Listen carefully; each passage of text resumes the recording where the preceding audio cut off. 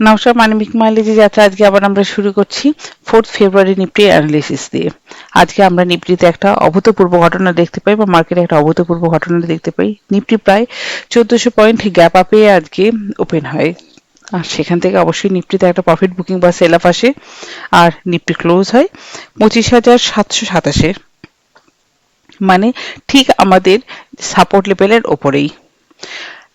আজকের এই ঘটনার জন্য দায়ী হচ্ছে ইন্ডিয়া ইউএস ট্রেড ডিল।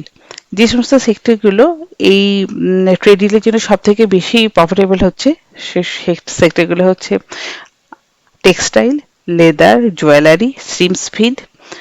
আর প্যাসিভলি প্রফিটেবল হচ্ছে pharma sector, data centre and semiconductor sector.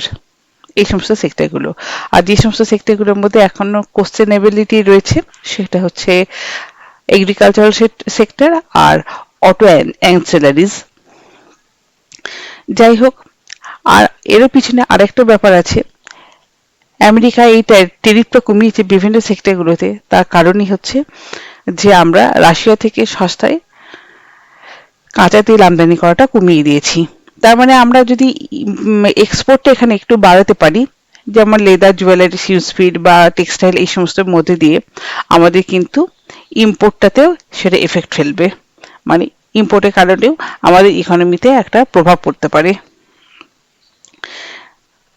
এই এফেক্টগুলো আমরা আস্তে আস্তে আমাদের মার্কেটের মধ্যে দেখতে পেতে পারি। আমরা আবার আমাদের চার্টে ফেরত আসছি।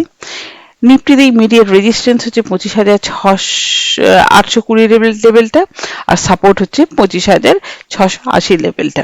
নিফটি মোটামুটি আমরা আগামী দিন হয়তো দেখতে পারি যে এই লেভেলের মধ্যেই নিফটি ট্রেড করছে।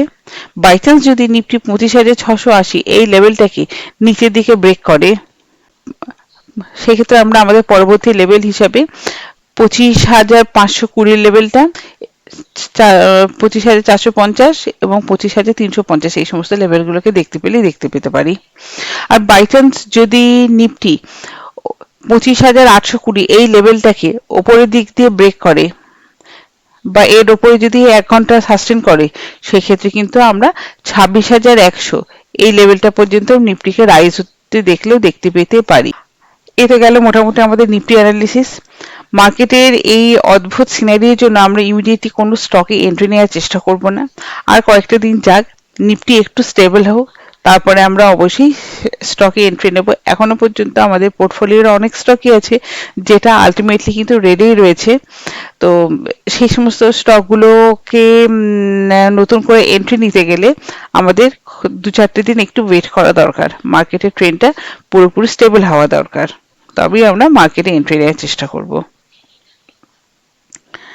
আজকের জন্য এইটুকুই। Thank you, good night, best of lakh.